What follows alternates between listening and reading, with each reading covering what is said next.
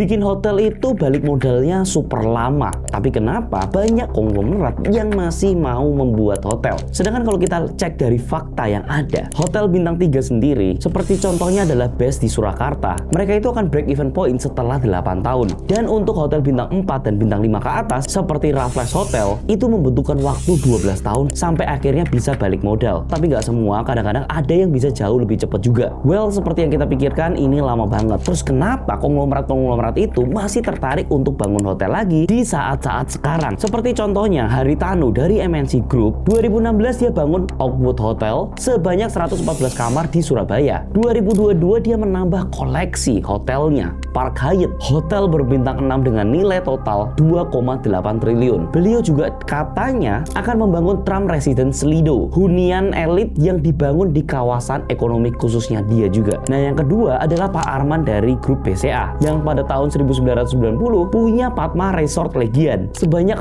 435 unit. 1994 dia bangun Padma Hotel. 2016 kembali lagi membangun hotel Padma Resort Ubud dan Hotel Resinda di Karawang. Dan di 2022 dia meresmikan juga untuk Padma Hotel Semarang. Kemudian ada juga Pak Hermanto Tanoko, pengusaha dan CEO dari Tancorp, yang tahun 2016 dia membangun Fasa Hotel yang biayanya mencapai 1,8 triliun. Dan di saat ini dia akan membangun 3 hunian Fasa Hotel lagi di Ubud, Canggu, dan juga Benoa yang diproyeksikan akan selesai di tahun 2026 dan 2027. Lantas ini sebenarnya siapa yang kok mereka yang sudah konglomerat dan tahu ini bisnis modelnya itu sangat lama balik modalnya, tapi masih terus-menerus membangun? Apakah kita yang memang nggak ngerti sebenarnya cara gameplay mereka bermain dan kita hanya melihat sebagian kecil dari caranya? Nah, ini adalah alasan-alasan yang aku analisa sendiri setelah ngobrol beberapa kali dengan mereka. Dan ini nggak 100% akurat ya, tapi aku akan jelaskan dari perspektif aku yang bermain di properti selama 6 tahun 7 tahun belakangan ini.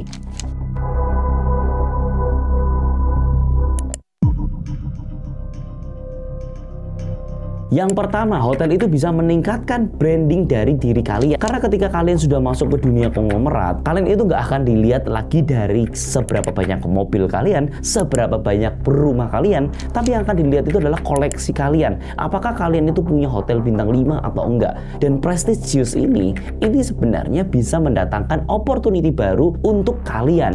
Bayangkan ketika kalian ketemu dengan orang yang sudah memiliki hotel bintang 5, yang which is kalian itu juga sering datang ke sana untuk merayakan event, party, atau staycation. Ketika kalian ditawarkan sebuah opportunity bisnis, kalian itu akan cenderung jauh lebih percaya. Ini sebenarnya adalah intangible asset yang sangat luar biasa. Kalian jangan meremehkan intangible asset ini, itu seberapa powerfulnya. Ketika dulu waktu pertama kali aku masuk di dunia properti, kita mau ngajak kerjasama lahan aja itu sangat susah. Orang-orang nggak percaya dengan aku itu siapa. Tapi ketika sudah mulai bikin YouTube, bikin konten, bikin banyak company, bikin banyak properti, orang-orang itu dengan sukarela menawarkan aset-aset mereka. Mereka tahu kalau akan dibeli dengan Anthony dengan harga murah, tapi mereka bisa dapat something in return. Mereka bisa mempercayakan aset-aset mereka kepada saya secara sukarela, dan itu yang disebut intangible asset. Kalau dulu aku tuh cari 100 properti, mungkin nggak ada satupun yang mau kerjasama dengan aku. Tapi saat ini setiap hari ada kurang lebih 30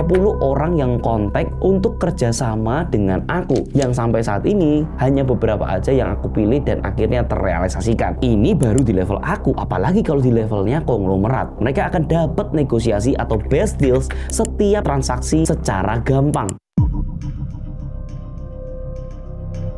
Yang kedua, cara hitung mereka itu berbeda dengan kita saat ini. Kalian bayangkan, ketika mereka itu sudah punya perusahaan dan cash flow-nya sangat besar, setiap bulannya mendapatkan uang sampai puluhan miliar, yang terjadi mereka itu harus mencadangkan uangnya ke suatu instrumen yang jauh lebih aman. Dan biasanya mereka itu hold atau beli beberapa tanah dengan ukuran yang sangat besar di zaman-zaman dulu. Oleh karena itu, mereka itu tidak lagi menghitung tanah per meternya ketika beli tanah saat ini, tapi beli tanahnya pada saat dulu. Jadi kalian bisa bayangin ya, dulu waktu mereka mungkin belinya tanah per meter 3 juta, saat ini mungkin sudah jadi 20 juta. Dan kalau mereka itu tidak olah, tanah itu akan nganggur dan tidak mendapatkan capital gain yang seksi lagi seperti di zaman-zaman dulu. Yang terjadi, mereka ini akan membangun untuk dijadikan sebuah aset instrumen. Nah, dari sini aja itu sudah mengalami perbedaan. Mereka membangun hotel di tanah yang sebenarnya mereka sudah beli dengan harga yang sangat murah, dan mereka ini hanya memaksimalkan potensi dari tanah tersebut. Nah, tapi kalian juga jangan salah loh, aku juga pernah ketemu dengan beberapa orang yang masih membeli dengan harga tanah di market price sekarang. Tapi kenapa mereka itu mau membangun hotel di sana? Jawabannya simple, karena menurut mereka yang dihitung untuk balik modalnya itu bukan tanahnya, tapi bangunannya doang. Karena tanah itu mempertahankan kekayaannya kalian. Jadi ketika mereka hitung balik modal, yang dihitung itu adalah bangunannya aja. Walaupun sebenarnya dia juga membeli tanah, karena menurut mereka tanahnya itu bakal naik terus. Kemudian kita akan masuk ke dalam poin yang ketiga. Mereka bisa untung dari kolateralnya saat ini. Kalau kita sudah masuk ke dalam tahapan konglomerat, kita tahu banget cara mendapatkan atau mengatur keuangan kita. Mereka akan sadar bahwa hutang yang paling lama dan paling murah angkanya itu hanya ada di perbankan. Jadi bayangkan ya, kalau misalkan dulu dia beli tanah harganya 3 juta per meter, sekarang jadi 20 juta per meter. Karena sudah dibangun hotel di atasnya, tanahnya tersebut naik menjadi 30 juta per meternya. 30 juta dikalikan dengan 1 hektar aja atau 10.000 meter, itu sudah mencapai 300 miliar. Belum lagi dia bangun bangunan yang prestisius di hotel bintang 5 yang mungkin nilai bangunannya sendiri pun itu bisa mencapai 800 miliar. Artinya nilai valuasinya pada saat itu adalah 1,1 triliun. Ketika dia sudah jadi seperti ini, dia bisa menjaminkan asetnya ke perbankan dan mungkin mendapatkan dana cash keras senilai 800 miliar atau 900 miliar yang ujung-ujungnya mungkin bisa dicicil di bisnis itu sendiri. Atau kalau enggak, mereka bisa putar lagi ke instrumen yang memang mereka tahu dan mendapatkan return yang jauh lebih tinggi lagi. Jadi ibaratnya mereka ini memanfaatkan dan memaksimalkan potensi dari tanahnya tersebut tanpa mengeluarkan modalnya mereka sendiri.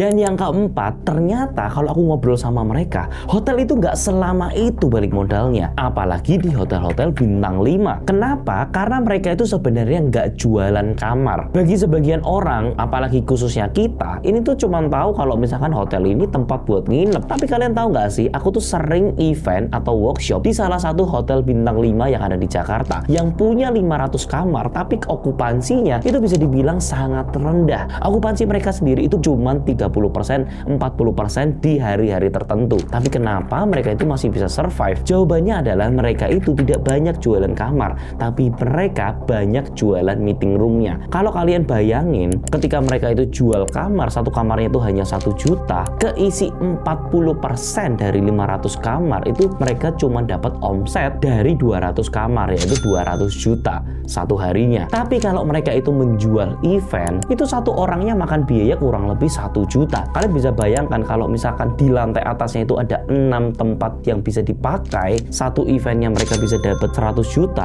Lebih gampang jualan event yang ngumpulin orang-orang di sini daripada mereka harus susah payah nyari orang yang mau nginep staycation di sana. Belum lagi mereka itu sebenarnya punya rumah makan, klub, tempat karaoke, atau wedding sekalipun, dan masih banyak lainnya yang bisa dijual ke orang-orang. Jadi sebenarnya kalau aku lihat, mereka itu income-nya nggak melulu tentang kamarnya doang, tapi di bisnis-bisnis lainnya, yang which is ini lebih cepat balik modalnya dibandingkan hanya sekedar nyewain kamar aja.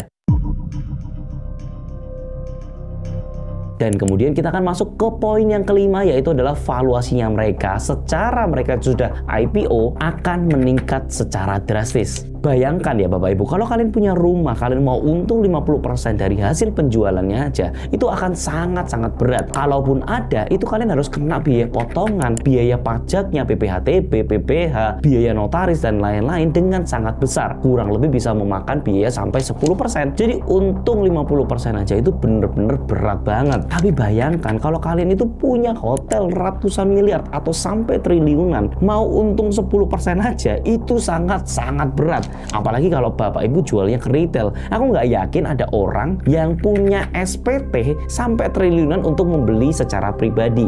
Ataupun kalau punya, mereka ngapain sih beli hotel secara pribadi? Biasanya kita akan approach orang-orang yang punya corporate besar untuk mendapatkan keuntungan ketika ada capital gain-nya. Tapi kalau misalkan nggak dapat corporate, karena corporate pun juga segmented ya. Harus corporate yang memang sudah terjun di hospitality. Kalau mereka biasanya di industri F&B akan sangat susah menyeberangi tiba-tiba masuk ke dunia hospitality. Nah, tapi dengan caranya IPO, valuasi dari hotel tersebut yang mungkin nilainya saat ini 1 triliun tiba-tiba bisa berubah menjadi 2 triliun, 3 triliun dengan sangat gampang. Dan ketika sudah naik valuasinya secara gila-gilaan, retail itu sudah mulai bisa masuk ke dalamnya. Corporate juga bisa beli tanpa harus bayar pajak dengan sangat besar. Mereka juga nggak perlu beli sampai triliunan. Mereka mau beli sahamnya 5%, 1%, 2%, itu boleh sekali. Dengan hal ini mereka jadi jauh lebih gampang. Dan ini yang sebenarnya kita tidak bisa melakukan hal yang sama seperti mereka itu. Karena levelnya masih belum sampai untuk ke sana. Tapi nggak apa-apa. Yang penting kita tahu dulu konsepnya bahwa ternyata ada cara-cara lain yang sebenarnya bisa kita praktekkan kalau kita sudah masuk di level tertentu. Nah, cuman balik lagi, ini adalah perspektifku ketika aku ngobrol-ngobrol dengan mereka dan kenapa alasan-alasan mereka itu masih mau masuk di dunia hotel. Tapi mungkin kalian ada pendapat lain atau mungkin aku ada salah, kalian mungkin bisa share di kolom komen. Aku juga nggak sempurna karena aku belum sampai level itu, makanya ini adalah hasil analisa aku aja. Tapi yang pasti aku pengen share semua apa yang aku tahu saat ini dengan kondisiku saat ini di cara permainan konglomerat itu, supaya nanti ketika aku sudah sampai di tahap itu aku juga bisa share, oh ternyata ada perubahan dari perspektif aku. Semoga video ini bisa bermanfaat dan seperti biasanya semua akan properti pada waktunya. Thank you for watching and I'll see you in the next video guys. See ya!